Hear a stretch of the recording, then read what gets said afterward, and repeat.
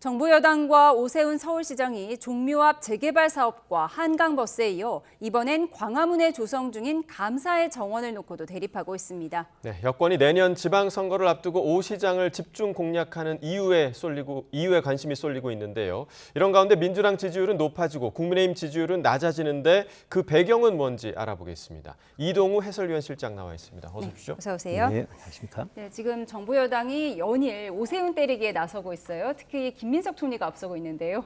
예, 그렇죠. 아무래도 이제 오세훈 서울시장이 내년 그 6월 지방선거에 있어서 이제 국민의힘 후보를 유력한데 나름 좀 경쟁력이 있으니까 이에 대해서 미리부터 견제구를 던지는 것이다. 예. 이렇게 풀이할 수 있을 것 같습니다.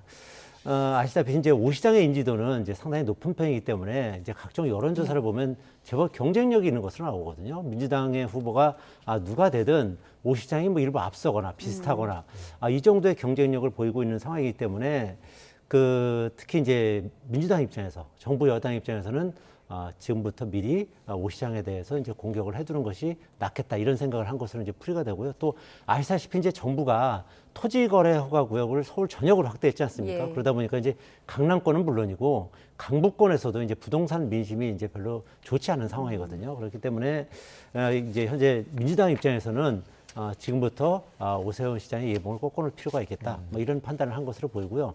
뭐 이제 아시겠지만 지금 현재 민주당에서는 서울시장 후보로 이제 박주민 의원 네. 그리고 박홍근 의원, 전현희 의원, 뭐 서영교 의원 그리고 정원호 성동구청장 등 이제 물망에 오르고 있거든요. 예. 그러니까 이런 정부 여당은 물론이고 이런 지금 예비 후보들도 오세훈 시장의 어떤 비판 대열에 나서고 있는 그런 상황이다 이렇게 볼 수 있겠습니다. 네, 또 다른 강력한 서울시장 후보로 떠오른 김민석 국무총리는 뭐 출마설에 좀 선을 그은 것 같더라고요. 예, 그렇습니다. 이제 어제 서울시장 간부 회의, 서울시내 이제 예. 시장이 이제 주재하는 간부 회의에서 그러한 뜻을 비췄다고 그래요. 그러니까 이번 서울시장 선거에는 나서지 않겠다 이런 말을 했고요. 아무래도 이제 최근 이 오세훈 시장에 대한 이제 공격 선봉에 예. 김민석 총리가 나서다 보니까 뭐 내년 서울시장에 나서는 거 아니냐 뭐 이런 얘기가 이제 많이 지금 시중에 돌고 있는 거 아니겠습니까? 예. 이제 그러니까 이런 부분에 대해서 이제 쐐기를 박는 뭐 그런 역할을 한 것이다 이렇게 볼 수 있겠는데 아시다시피 뭐 정치는 생물 아니겠습니까? 그렇죠. 그렇기 때문에 지금 상황에서는 서울시장 선거에 나설 의사가 없는 것은 이제 분명해 보여요. 하지만 이제 각종 여론조사를 이제 시뮬레이션을 해봤을 때 네.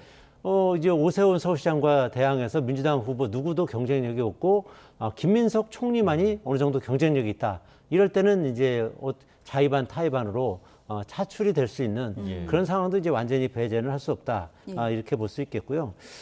정치권에서는 이제 김 총리가 내년 이제 서울시장보다는 이 당대표 선거 전당대회에 나서지 않겠느냐 이런 이 가능성을 좀 더 이제 지금 보고 있는 그런 상황이고요. 사석에서 이제 김민석 총리가 이제 그런 뜻을 내비쳤다는 그런 얘기도 좀 있습니다.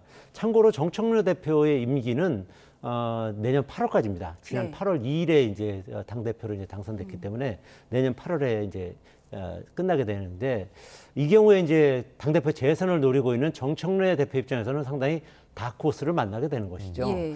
아무래도 이제 일부 친명계 의원들 사이에서는 당정 간에 좀 온도차가 좀 일부 있기 때문에 네. 이재명 대통령과 호흡이 아주 찰떡같이 잘 맞고 있는 김민석 총리를 당대표로 내세우는 것이 더 낫지 않겠느냐 이런 얘기도 일부 있다는 것이에요. 예. 특히 이제 김 총리 입장에서도 내년에 이제 당대표가 돼서 2028년 총선을 김민석 체제로 치르는 것이 차기 대권 도전이라든지 이후 뭐 행보에 오히려 도움이 되지 않겠느냐 이런 뭐 분석도 하고 있다는 것이에요. 또 다음 대표가 이제 2028년 이제 총선 공천권을 행사하게 되거든요. 예.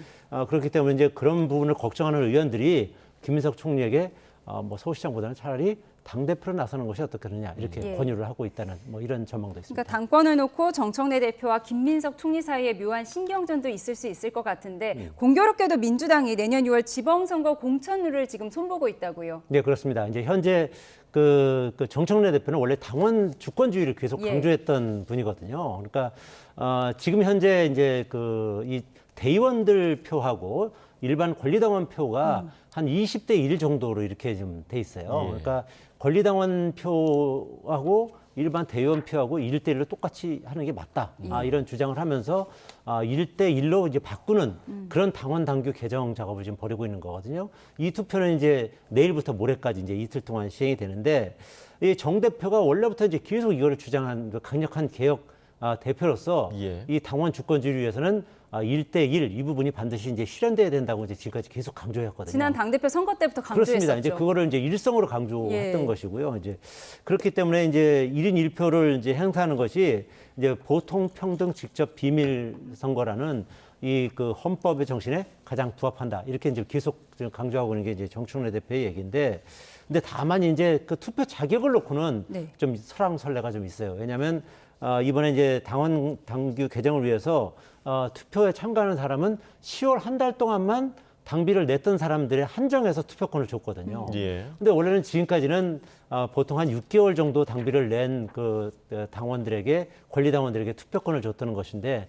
이번에 좀 달리했기 때문에 이원주 최고위원 같은 경우는 이제 갑작스런 기준 변경을 했기 때문에 이것은 당 지도부에 대한 불신을 초래할 수도 있다. 이렇게 지적을 하기도 했습니다. 네.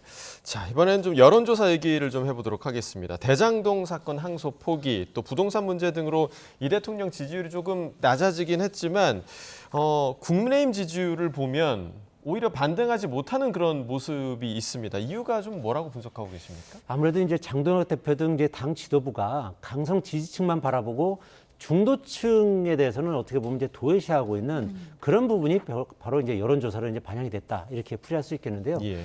지금 이제 화면을 보면서 설명을 드리겠습니다. 지금 현재 보시면은 더불어민주당이 42%고 국민의힘이 24% 아닙니까? 그 전주에 비해서 더불어민주당은 2%포인트 오르는 반면에 국민의힘은 2%포인트가 떨어졌고요. 그리고 무당층이 27%에 이릅니다. 그러니까 무당층이 오히려 국민의힘보다 지지율이 더 많은 그러네요. 그런 상황이라고 볼 수 있겠죠. 그러니까 아시다시피 이제 최근에 이제 이 장동혁 대표가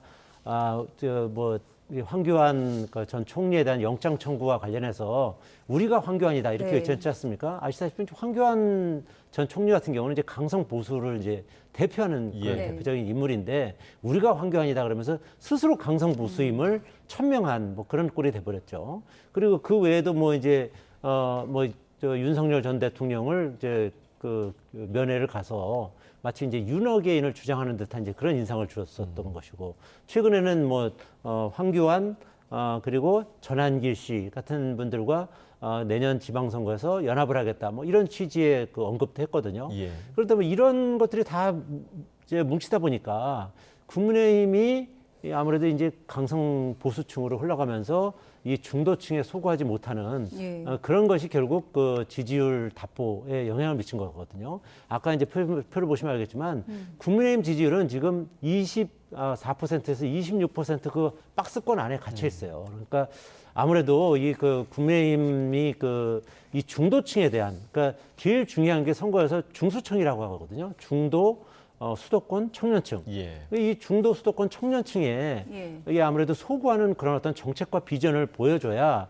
이 국민의힘 지지율이 좀 상승하는 그런 일이 있을 텐데 지금 현재 지금 그 장동혁 지도부는 그 반대로 지금 가고 있는 그런 상황이기 때문에 현재의 어떤 스탠스를 유지한다면 지지율이 올라가기는 어렵다는 것이 여론조사 전문가들의 이제 대체적인 분석이고요. 예. 최근에 대변인의 막말 논란도 있었잖아요. 그렇습니다. 이제 박민영 대변인이 이제 김혜지 그 장애인인 김혜지 의원에 대해서 막말을 해서 이제 강력 그 경고를 받았고요. 예. 그 외에도 뭐 또 지금 좀 합리적이라는 평가를 받는 윤리위원장에게 또 사퇴 요구를 해가지고 윤리위원장이 뭐 사퇴하겠다 이렇게 밝힌 뭐 일들이 있지 않습니까? 그러니까 지도부가 결국 이런 행보를 통해서 당의 지지율을 오히려 떨어뜨리는 그런 역효과를 내고 있는 것이죠. 그렇기 때문에 대체적으로 이제 정치 그 분석가들은 장동혁 대표 등 그 당 지도부가 대호각성해서 이 아까 얘기한 그 중수청 유권자들에게 호소할 수 있는 어떤 혁신과 비전, 정책을 보여주지 않을 경우에는 내년 지방선거에서 참패를 면하기 어려울 것이다. 이렇게 전망하고 있는 상황입니다. 예, 알겠습니다. 여론의 역학관계까지 분석을 해봤습니다. 지금까지 이동우 해설위원 실장과 함께했습니다. 고맙습니다.